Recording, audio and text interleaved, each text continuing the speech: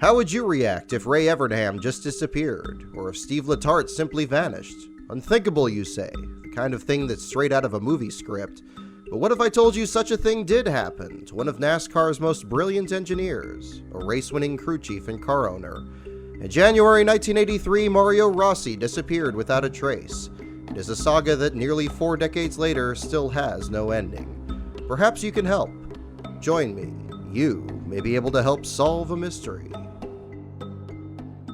Mario Rossi was born in Trenton, New Jersey in 1932, the son of Italian immigrants. A mechanical genius, Mario drove in 4 cup races between 1955 and 58 before he moved down south to work as a mechanic for NASCAR teams. In the early 60s, he worked for Smokey Yunick and then for Bill Strop. In mid-1964, he moved to Bud Moore Racing and worked on the cars driven by Billy Wade. Rossi was personally responsible for many safety innovations in the sport. In 1964, he put a high-impact rubber coating on the gas tanks of Strop's Mercuries that would prevent the tank from breaking in a crash. Regardless, driving in a car that Mario worked on, Billy Wade was killed while testing at Daytona in January 1965. Investigating the crash, Rossi found the fatal injuries were caused when Wade's lap belt pressed against his stomach and ruptured several organs. Saddened over the loss of his friends, Rossi studied high-speed army testing and developed a new seatbelt that went between a driver's legs and prevented the lap belt from rising up to a driver's stomach in the event of a crash. That additional belt is now common on most race cars. Mario was also one of the first to put headrests in stock cars. In 1968, Rossi formed his own race team. With Bobby Allison driving in '69, the car won 4 races. It was one of the top teams in NASCAR and one of the most innovative as well. To win a pit stop competition in 1970, Mario's team introduced the now universal practice of gluing lug nuts to the wheels for stops. Instead of a tire changer putting lug nuts on by hand, they would be mounted on the stud as soon as the wheel was placed there. Mario Rossi will build another winner. Another number 22 Charger of red and gold. 1971 would be the final but most impressive chapter for the Rossi team. Trying to destroy the new winged cars, NASCAR created a rule that required any car with a wing to use a 305 cubic inch motor. All other cars could run a 427 cubic inch motor with a restrictor plate. All teams switched cars to run the big engines. All, that is, except Mario's. Rossi kept his Dodge Daytona and used a powerful 305 Hemi built by California drag racer Keith Black. With Dick Brooks behind the wheel, the car with the mini motor nearly won the Daytona 500. Well, and here's Brooks now, up into second place, and the fans are rooting for this little car they call a mini motor. Goes down underneath and takes the lead, and is everybody yelling now? Here's the mini motor, Richard Brooks now up there battling for first place.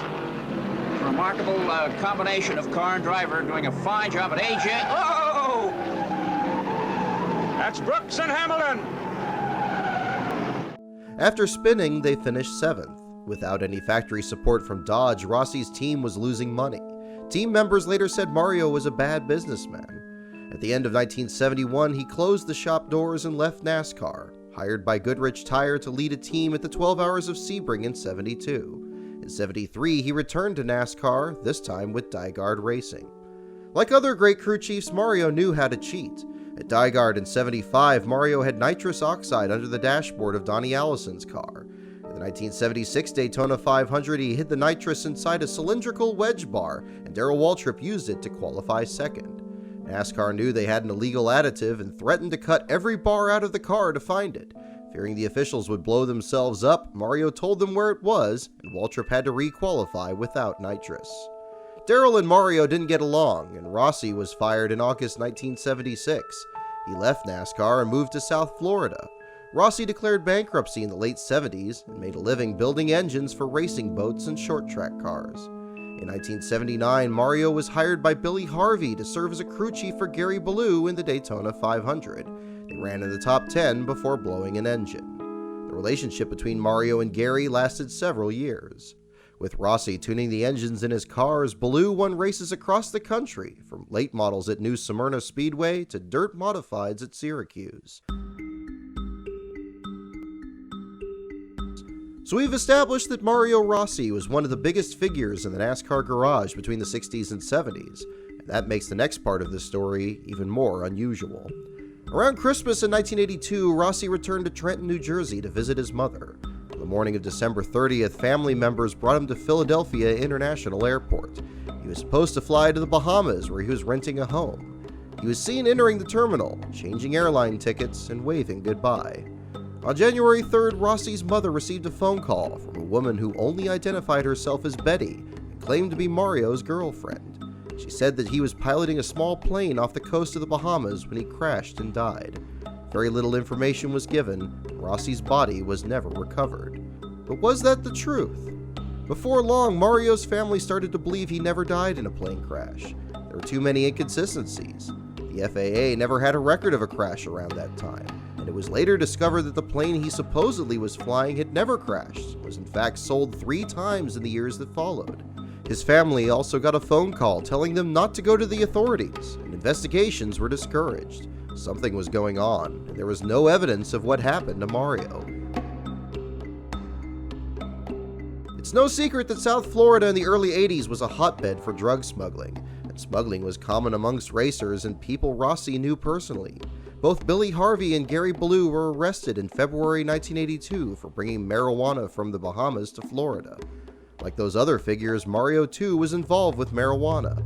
According to his daughter, Rossi did some dealings with Ballou. Gary was drawn into the business by Billy Harvey. It's possible Mario was as well. Because of the sensitive nature of smuggling, Gary avoids naming individuals in his recent book. Any relationship they had beyond racing is unclear. So what did happen when Mario disappeared? The events of 1982 add even more questions. When Billy Harvey and Gary Ballou were among the 70 people arrested by the FBI in February, Rossi apparently wasn't one of them. If he was involved in some way with the smuggling, why wasn't he arrested? Was he just lucky, or was there more to the story? And the many theories surrounding his disappearance are varied. One theory is that Mario was killed. Did powerful people think that he knew too much? Or was it revenge for something else? Another theory is that he worked with federal prosecutors as a state witness on drug activity. Some articles raise the possibility he was killed because he gave information to the government. It's also possible that he was placed in the witness protection program and is still alive. Rossi's sister contacted the U.S. Marshals Service, and they would neither confirm nor deny that he was in witness protection. But Mario's daughter thought it was unlikely he would turn on his former associates. The final theory his family believed was possible is that he was ashamed of his life in the drug business and voluntarily chose to quit and disappear, starting over with a fresh identity. His first wife took that position in a 1998 interview. The truth of what happened to Mario Rossi remains an unsolved mystery with almost nothing to go off of. Allegedly, some people have told the Rossi family they shouldn't investigate further, while others have claimed to have seen him in the years since. Perhaps someone watching this video right now has the final key to solve this riddle once and for all. Until then, the secret remains strong, and the mystery no less intriguing.